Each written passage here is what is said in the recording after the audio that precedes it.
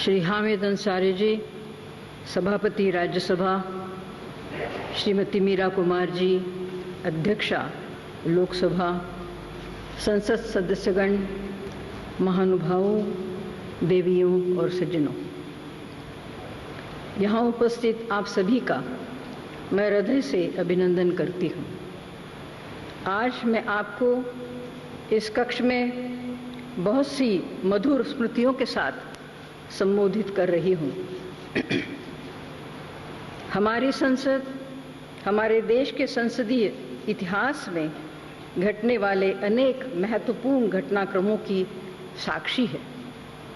यहाँ बिताए हुए समय की बहुत सारी यादें मेरे मन में बसी हुई है, चाहे लोकसभा सदस्य के रूप में हो या राज्यसभा के सदस्य के रूप में हो, परिचर्चा या विचार विमर्श हो, अथवा राज्यसभा के उपाध्यक्ष के रूप में इसकी कार्यवाहियों की अध्यक्षता का अवसर हो, सारे सुखद क्षण मन में समा गए हैं।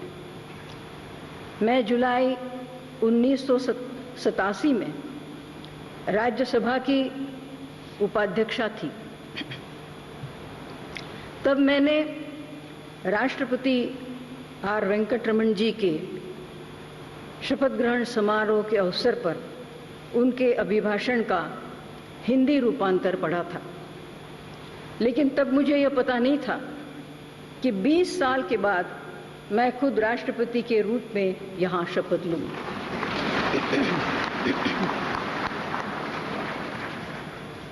पिछले 5 वर्षों में राष्ट्रपति के नाते, संसद का एक हिस्सा होने के नाते मैंने कई बार आपको संबोधित किया। इस दौरान मुझे संसद सदस्यों तथा विभिन्न राजनीतिक दलों के शिष्टमंडलों और नेताओं से भी मिलने का सुअवसर मिला। आपने मेरे प्रति जो आदर एवं सम्मान दिखाया है, मैं उसके लिए आपका हार्दिक आभार व्यक्त करती हूँ। मुझे हर अवसर पर राज्यसभा के सभापति जी तथा लोकसभा की अध्यक्षा जी, इन्होंने सहयोग तथा सहायता प्रदान की, जिसके लिए मैं उन्हें भी धन्यवाद देती हूँ। इस अवसर पर मैं श्री प्रणब जी मुखर्जी को हार्दिक बधाई देना चाहती हूँ, जो अगले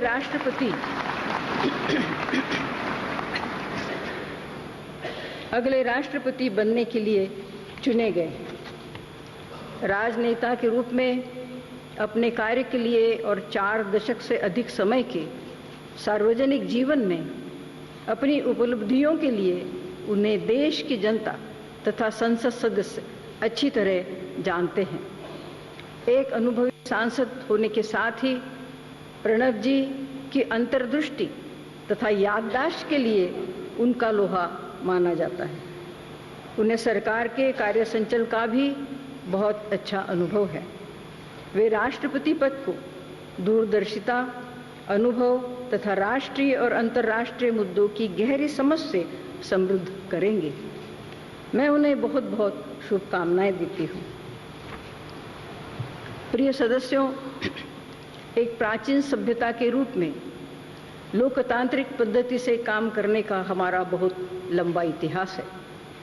एक युवा देश के रूप में स्वतंत्रता की प्राप्ति तथा अपने संविधान को अंगीकार करने के बाद से ही हमने अपने राष्ट्र के मूलभूत तत्वों के रूप में लोकतंत्र की संकल्पना तथा प्रक्रिया को अपनाया है। हमारे देश में 1952 के पहले चुनाव के आयोजन से ही हम मजबूती से लोकतंत्र की राह पर आगे बढ़ रहे हैं। चुनौतियों के बीच हमने अवसर ढूंढे हैं और मजबूत इरादों के साथ हमने खुद के अपने भाग्य की रचना की है। हमने बार बार दुनिया को दिखाया है कि 100 करोड़ से अधिक की आबादी वाला यह विकासशील देश, जिसमें हर व्यक्ति बेहतर जीवन के लिए प्रयासरत है, सौहार्दपूर्ण ढंग से रह सकता है तथा एक समावेशी लोकतंत्र के ढांचे के अंदर प्रगति कर सकता है।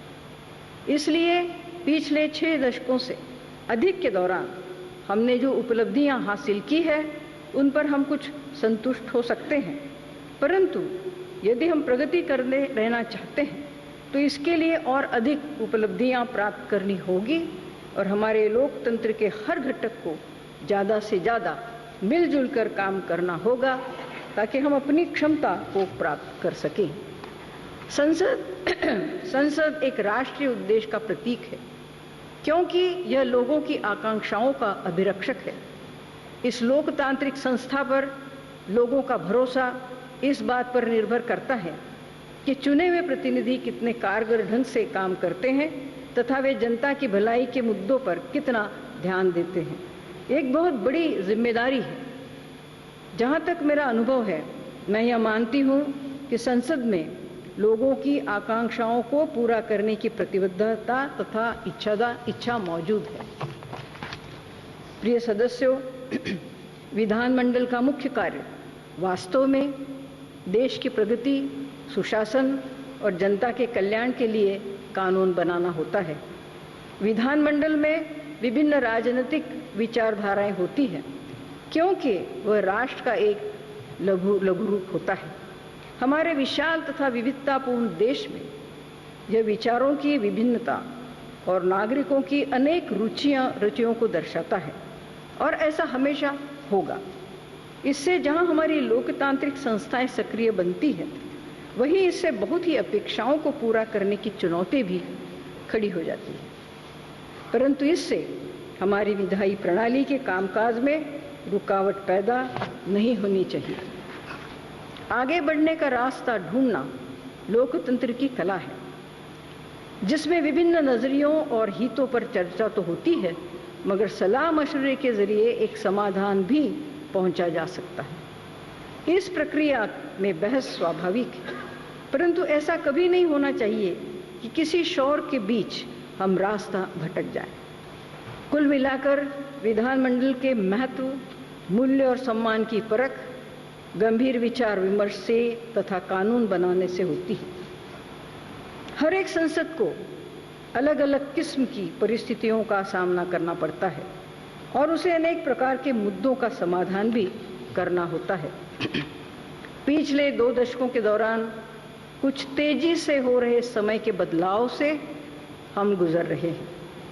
हम सूचना विस्फोट, तकनीकी नवान्वेषण, आर्थिक खुशहाली में वृद्धि, बढ़ते हुए उपभोक्तावाद और इस बीच जीवन मूल्यों के ह्रास के खतरे का सामना कर रहे हैं। सरकारों और विधानसभाओं को इन सभी बदलावों पर गंभीरता से विचार करना होगा। यदि इन पर हमने ध्यान नहीं दिया तो हमारी प्रणालियां और संस्थाएं अपर्याप्त और अनुपयोगी हो सकती है। इसलिए इन बढ़ती जरूरतों और दायित्वों को हमारी संस्थाओं, हमारी प्रशासनिक व्यवस्थाओं, विधानमंडलों और कानूनी प्रक्रियाओं से कारगर ढंग से कैसे सुदृढ़ किया जा सकता है, इस बात पर हमारे माननीय सदस्यों को गहन विचार करना होगा।